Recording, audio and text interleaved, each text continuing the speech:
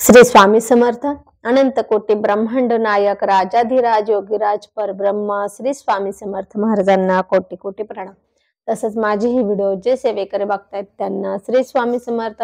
बघा मंडळी, बरेच जण मला असे कमेंट करतात किंवा प्रश्न उत्तर जेव्हा बसतो ना आम्ही, तर खूप जणांचे हे प्रश्न असतात की ताई आमचे मुलं आमचं ऐकत नाही, मुलं ऐकत नाही, आम्ही जे काय सांगतो कारण ऐकत नाही। आणि प्रत्येक आई वडिलांना ती काळजी असते, कारण की कसं असतं, प्रत्येक आई वडील हे आपल्या मुलांच्या चांगल्या भविष्यासाठी मुलांना सांगत असतं आणि मुलांना घरच्यांपेक्षा बाहेरचं जास्त आवडतं।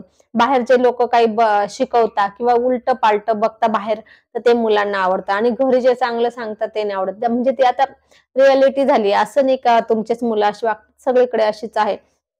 पण त्याच्यासाठी काही सेवा आहे का, मला बरेच जण विचारतात। काही काही असं पण आहे, व्यसन अधीन पण मुलं वागतात।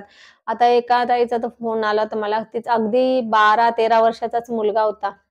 12-13 वर्षाचाच मुलगा असेल, असंच छोटाच मुलगा होता, 12-13 वर्षाचाच मुलगा होता। तर तो अक्षरशः व्यसन करायला लागलेला होता। म्हणजे काय होतं, आपल्या घरातलं जर वातावरण चांगलं असेल ना, तर मुलं पण चांगले वागतात।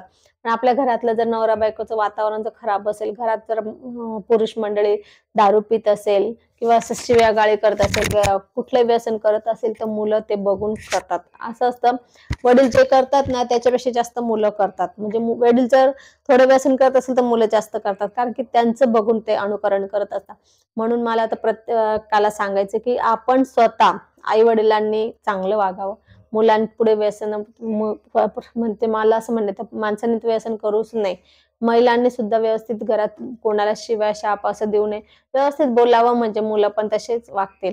तर पण आता कालांतराने कसं असतं, घरच्यापेक्षा मुलं बाहेरचं पण जास्त शिकत असतात, तेही बरोबर आहे। परंतु असं पण असतं की घरातलं पण मुलं शिकतात।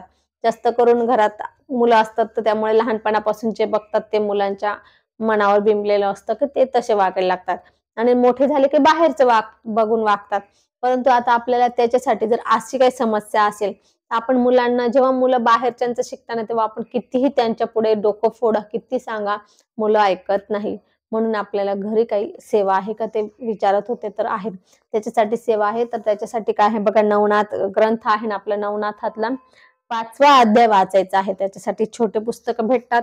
हे छोटं पुस्तक आहे, थोडं उलटं दिसेल तुम्हाला, पण हे नवनाथांचा 5वा अध्याय आहे। तर असं छोटं पुस्तक घ्या, कारण की कुठलाही ग्रंथ आहे ना, नवनाथांचा असेल, गुरुचरित्र असेल, त्यानंतर श्रीपाद श्रीवल्लभ असेल किंवा भागवत असेल, तर त्याचा एक अध्याय वाचायचा असेल तर तो मोठा ग्रंथ वाचायला घ्यायचा नाही, तो चालत नाही। कारण की कुठलाही त्या चारही पैकी कुठलाही ग्रंथ सुरू केलं वाचन, तर पूर्णच ग्रंथ वाचन करावं लागतं, पूर्ण वाचावं लागतं। तो असं अर्धवट किंवा एकच अध्याय वाचायला चालत नाही। म्हणून आपल्याला जर छोटा ग्रंथ एकच अध्याय वाचायचा असेल, तर त्याचे असे छोटे छोटे ग्रंथ मिळत असतात, तर आपण तसे घ्यावं।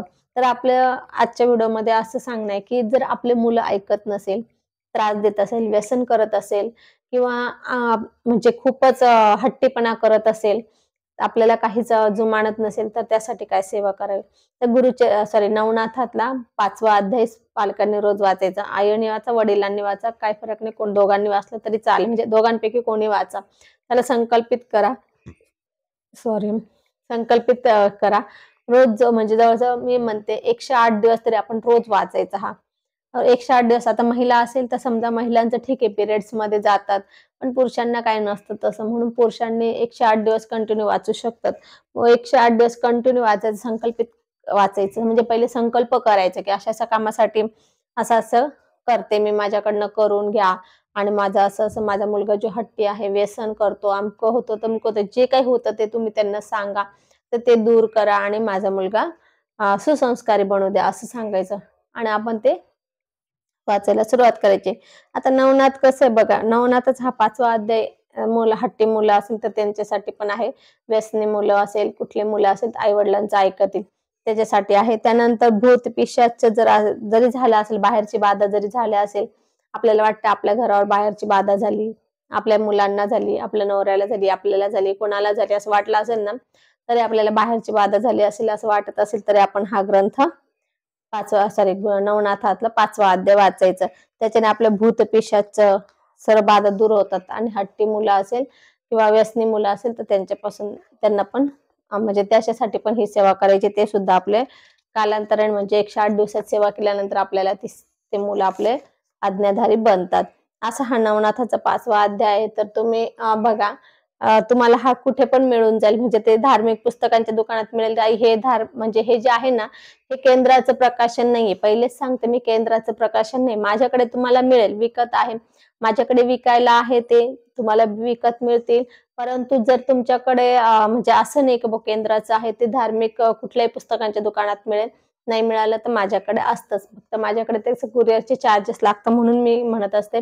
कारण की माझं असं असतं, म्हणजे माझा स्वतःचा स्वभाव असा आहे, की दुसऱ्याचे स्वतः मला जसं वाटतं ना माझे पैसे खर्च होऊ नये, तसंच मला वाटतं दुसऱ्याचे पण पैसे खर्च होऊ नये. म्हणून मी पहिले तो विचार करते. बघा, मला कोणी पण तुमच्यापैकी सुद्धा कोणी जर मला पहिले कॉल केला असेल, तर मी तेच म्हटलं असेल, तुमच्या जवळपासच्या केंद्रात शोधा. तुमच्या जवळपास शोधा.